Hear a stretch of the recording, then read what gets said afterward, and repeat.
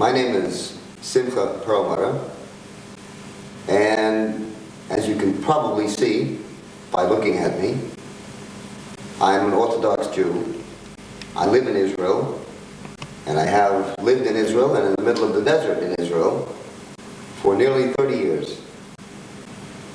And for a rabbi, an Orthodox rabbi, to live in the middle of Israel, in the middle of the desert of Israel, for 30 years, one must be either a little bit crazy or having been perhaps called by God. Now, I don't know. I may be in urgent need of a psychiatrist, or it may be that I've been called by Hashem, by God, or it may be a little of both. In any case, a question arises, and I suppose you're entitled to an answer. What am I doing here? And that question, of course, has come to me before it came to you. What am I doing here? Sometimes I even look in the mirror after 30 years. I wake up in the morning and I say, what am I doing here? I've spent the best part of my days here. I came as a young man, and I probably will be going out as an old man here in the desert. What have I accomplished? What have I done? What have I intended to do? Is it just a useless life, a recluse life, the life of a hermit, alone in the desert?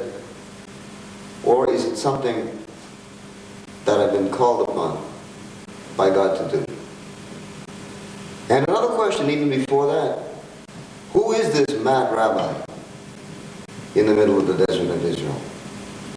Who is this rabbi who's speaking to us now? Well, I'll try to give you some answers to those questions. The answers are long. I can't give you 30 years in just a few minutes. But I can tell you, if I have to sum up my life, that's a difficult thing for me to do. If I have to sum up my life, I can do it by telling you that there must be, prophetically it's written, there must be a voice which cries in the wilderness. In Hebrew we call that kol shekoreh b'midbar, a voice which cries out in the wilderness. What does the voice say? Why is the voice there? The voice is to say, Nachamu, Nachamu, Ami. Comfort yourselves. Comfort yourselves, my people. How? Comfort ourselves with what? You see, I represent the people as every Jew does, but uniquely here in the land of Israel, and uniquely here in the desert of the land of Israel, and uniquely being an Orthodox Jew, and a rabbi yet. That voice which cries out in the desert, comfort you, my people, must be a voice that can comfort 2,000 years of wandering and persecution and death and destruction. And principally, that has come about in what we know and what we call, in Jewish terminology, the Roman exile, the exile of the kingdom of Rome. In Jewish history, we are aware of 3 exiles. The first one being the exile to Egypt, from which we were taken out by God in the great Exodus and brought into our land. We were slaves, and from slaves we became free men, and from free men we became princes, sons of the living God, as he says in Shmois in Exodus, as he says in Exodus chapter 4, verse 22, B'ni B'chori Yisrael, my son, my firstborn, are you, O Israel. Imagine that. Here we are, a people that came from slavery to free men, and from free men to sons of the living God. Quite a come up. Quite a come up. And here we are, Jewish people who are a minority of minorities, the smallest of all people, almost the smallest of all people. We are truly a minority of minorities. Probably a good figure on that, a good percentage on that would be of every 1,000 people, 2 of them are Jews. Of every 1,000 people, 2 of them are Jews. And yet, the world is divided, and we have the chutzpah to divide that world into 2 people, Jews and Gentiles, Jews and non-Jews.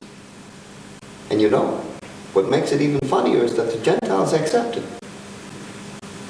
They realize that there are 2 creations in the world, 2 creatures in the world, Jews and those who are not Jews.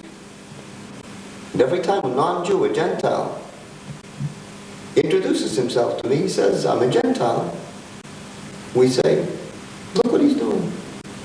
He's actually saying, I'm not one of your minority.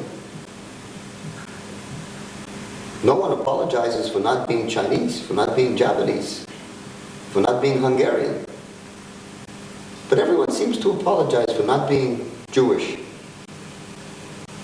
The answer is that the Gentiles know, the non-Jewish people know, that in fact, and they believe it, that in fact, God did take us out of Egypt. God did make us a unique people, unique to Him, peculiar to Him, loved by Him, protected by Him, and certainly in that love and in that protection, we have known probably the worst torment of any people on the face of this earth. For what reason? And for what reason did God proclaim that He would return us, bring us back to our land? And for what reason did He say, Shuvi et shvutchem, that I will return with your return? When I bring you back, I will return as I'm in the exile with you, I will return with you. Well, I said the first exile was Egypt. The second exile was Babylon, from which we actually never fully returned. And the third exile is the exile of Rome, the longest and by far the most terrible of all. Because the persecutions that we have known over the face of the globe in the last 2,000 years have been beyond description. And therefore, over the last 30 years, for this mad rabbi to be here in Israel, in the middle of the desert, having returned from the exile, the Roman exile, as a living Jew, and being able to speak and to say, comfort yourselves, my people, here in the desert, for the last 30 years, and still surviving to be able to tell the story. Something's happening. Something is happening. Let me tell you what that something is. You see, we Jews are funny people. Even when we know the truth, even when we know the truth about certain things, we don't always tell it. And the answer to the question, why don't you tell it, is simple.